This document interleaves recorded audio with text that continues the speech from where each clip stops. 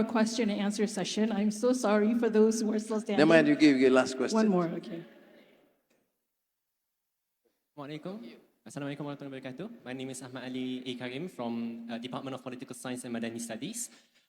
So when you mentioned about education, I think this Political science? Yes. What semester? I mean, my 5th semester. Okay, you tell me what I should do. Something that I really hope could change. Give your name and phone number, I'll ask you to help a bit.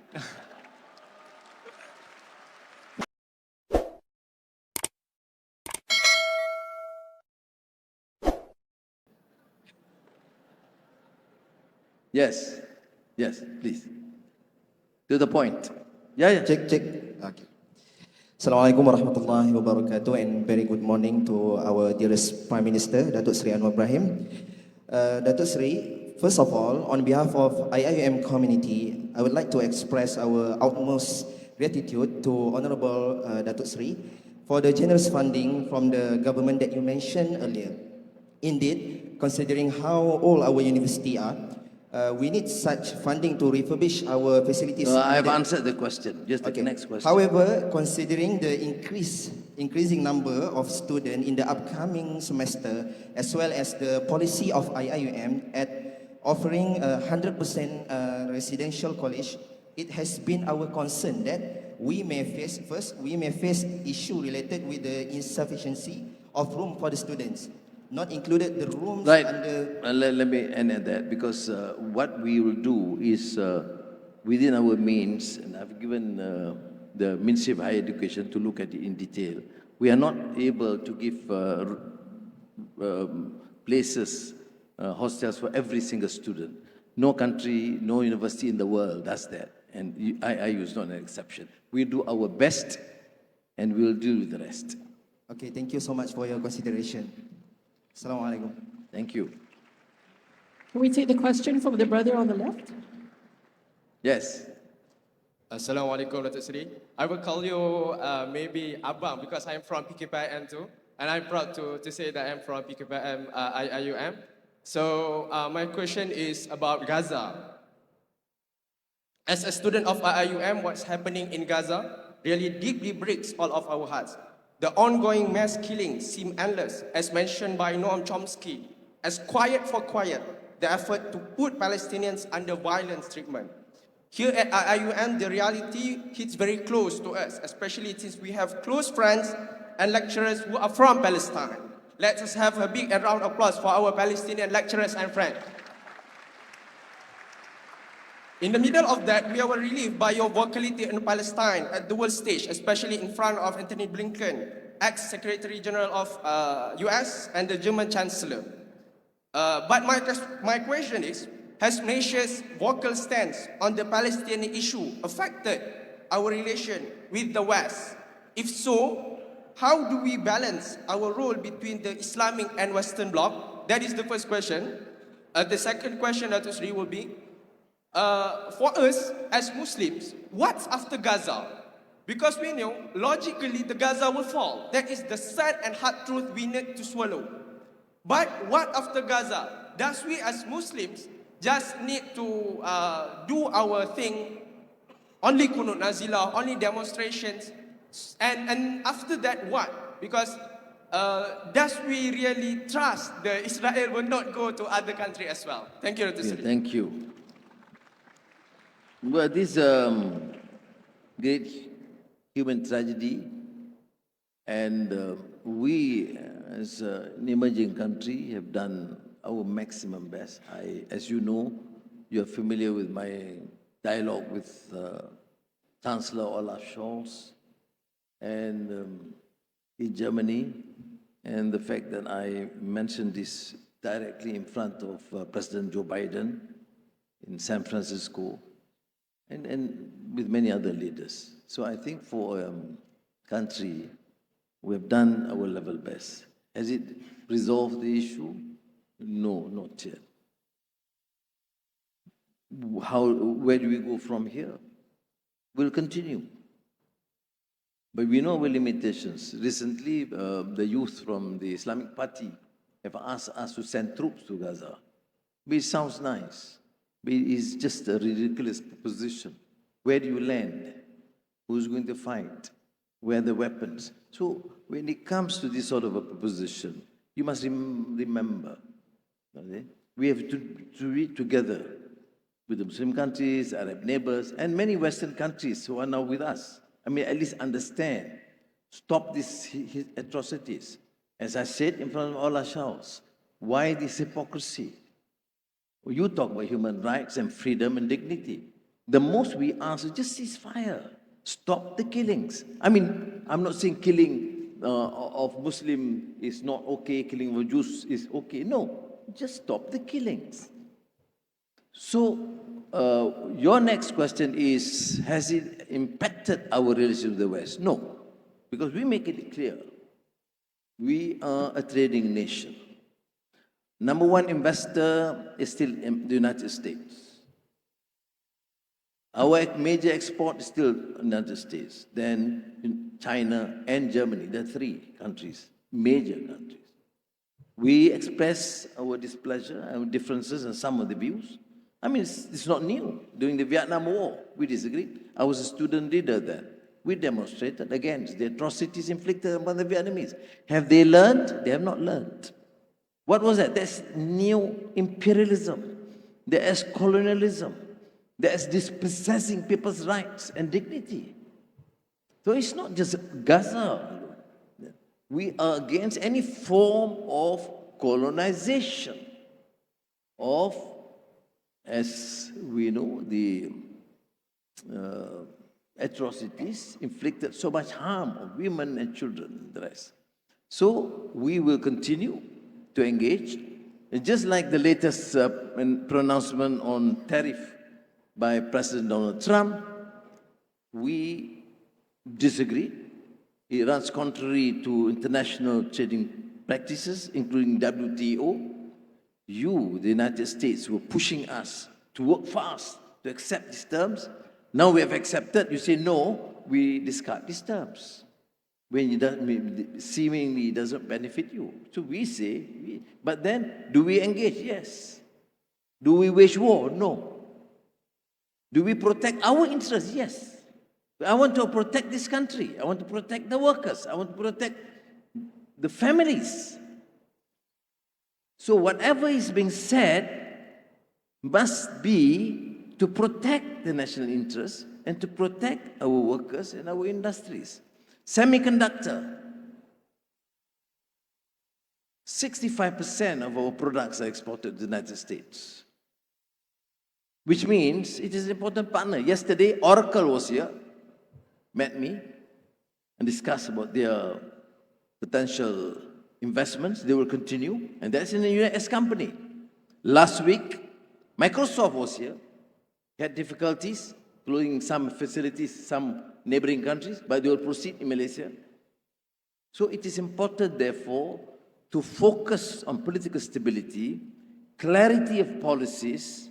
They should know exactly what's our policy on semiconductor, what's our policy on AI. What does it take to ensure that Malaysia becomes attractive as a destination for investments? And do we then be selective? No.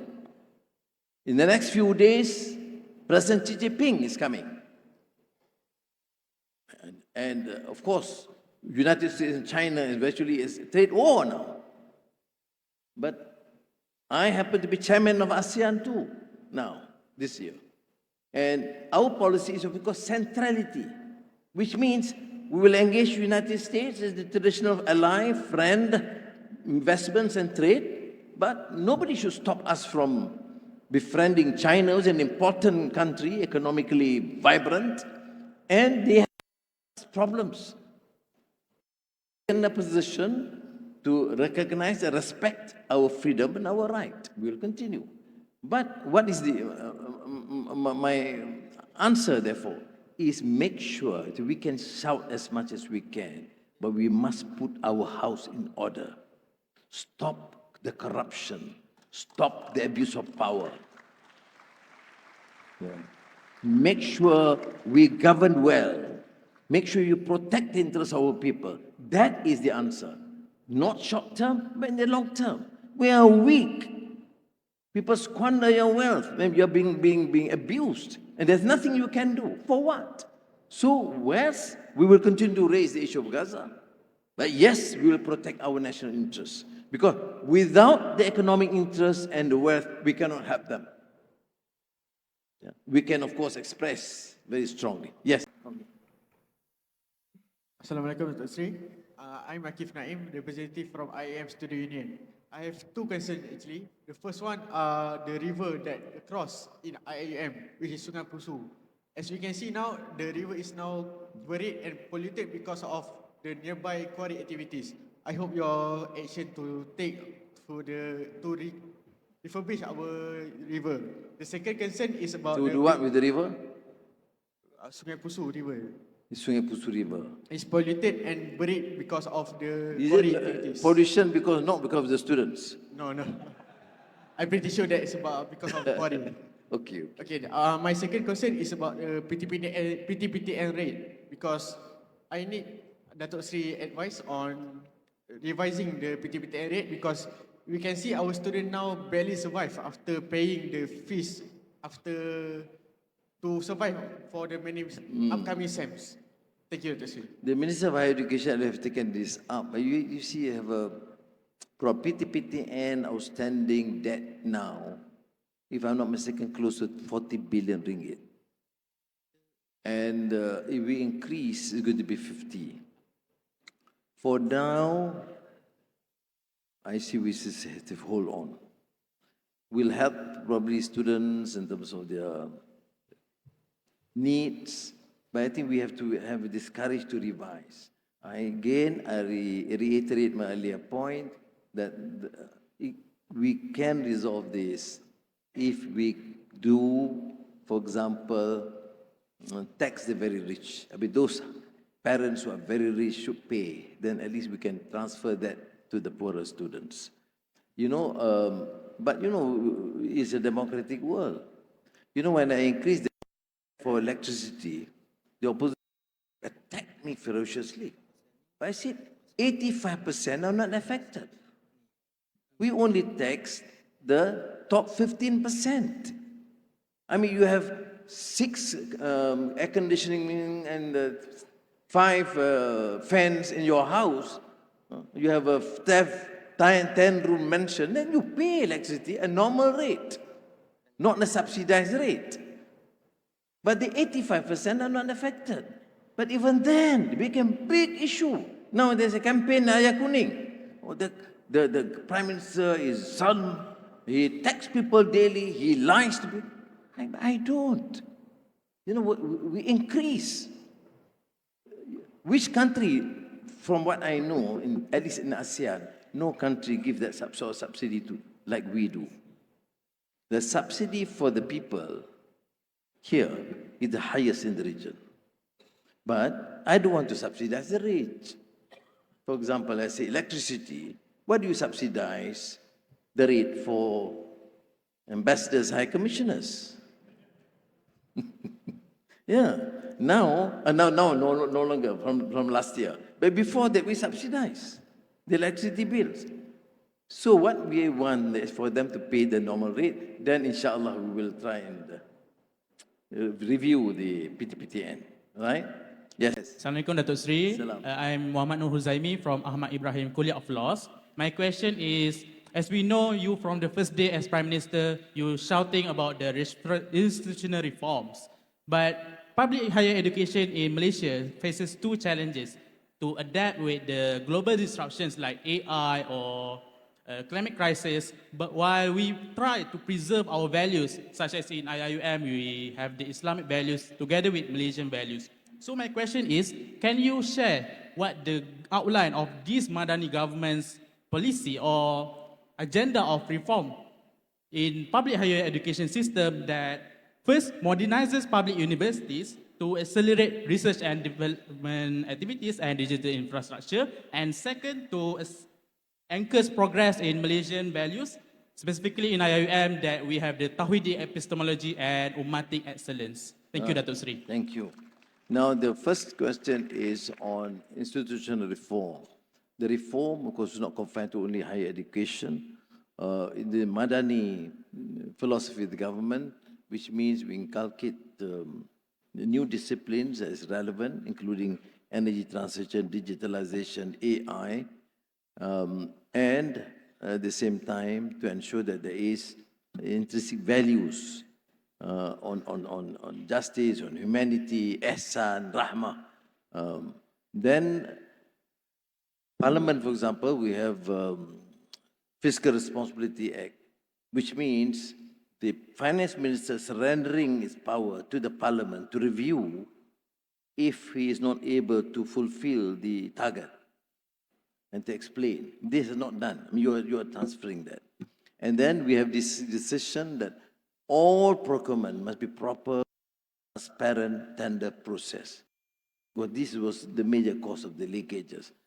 Then the institutional reform covers the civil service. The civil service must be answerable. We have this civil service commitment on the standard reform that they have to undertake. On the university, I think next month or so, there is this new blueprint for higher education, which I asked the Minister of Education to share and discuss a bit more before they present it as a national policy. I think they should present it also to universities to ensure that the reform meets this aim of a comprehensive, value-based education, but with that sort of expertise, talent which is required. AI, as you know, has been promoted aggressively, and as Oracle has said, I think in the region, we have been most aggressive in terms of introducing AI in schools and in universities. Not only faculties and department, we are now getting the general student body to be exposed to this. We will take time because also some resources need to be disbursed for this. Thank you. Thank you so much. Now that will be the end of our question and answer session. I'm so sorry for those who are still standing. Never mind, you give your last question. One more, okay. Assalamualaikum. Assalamualaikum warahmatullahi wabarakatuh. My name is Ahmad Ali A. Karim from Department of Political Science and Madani Studies. So when you mention about education, I think this Political science. Yes. What semester? I mean, my 5th semester. Okay, you tell me what I should do. No, look, the thing is that when we learn in universities, I think No, you tell me as Prime Minister, what else should I do? we need a good reform in higher education because this is what's going to build. You mean Prime Minister, good refinery, that's Minister of Higher Education. Well, Prime Minister, what should I do? Okay, so from my opinion, I think what you're doing right now with bringing up the values, such as the Madani values or script, is very important. But what we need to do more is to make people understand that these kind of values are not political values. Because I think right now people see Madani as a political narrative. But for me, I see it as some form of values that we as everyone, every member of society should adopt. But this is something that I know you're trying to do this to your best, but at the same time, it really looks like a political narrative from the public's point of view. And this is something that I really hope could change. Give your name and phone number, I'll ask you to help a bit. Right? You agree, right? I'll now appoint you as one of my advisors representing the students. Okay. Thank you, Daddy. Okay, thank you. Thank you very much. Okay, thank you, everyone. That is the end of our Q&A session, unfortunately. I know that... Before that, just let me express again my appreciation, my friend Professor Osman, for giving me the opportunity for you to take it. You know, as you know, this session is not too formal, too rigid, too protocol-like. And I do this in most universities that I have an opportunity in the States, and I thank you for your patience, but appeal to you, finally, appeal to you, please, as a father, I'm telling you, please, make sure, with all the limitations, do your best, get the best out of this university, and serve the community. Assalamu alaikum wa rahmatullahi wa barakatuh. Now, before we depart, I would like